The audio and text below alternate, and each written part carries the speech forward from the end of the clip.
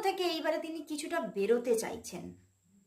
স্বপ্ন দেখছেন তোমার সঙ্গে আবার আবার কমিউনিকেশন হবে, আবার কথা হবে, আবার মনের আদান প্রদান হবে, আবার মনের সমস্ত চাপা ব্যথাগুলোকে, চাপা কথাগুলোকে তোমাকে জানিয়ে নিজের মনটাকে তিনি হালকা করবেন।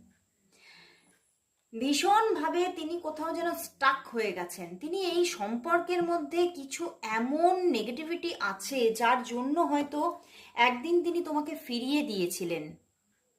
তুমি কিন্তু তোমার ভালোবাসার কথা হয়তো জানিয়েছো একটা সময়, বাট তিনি কিন্তু সেই সেই যে তোমার ভালোবাসা, সেটাকে কিন্তু তিনি একটা সময়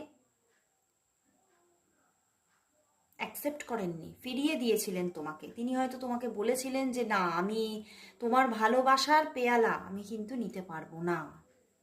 এবং সেই সেই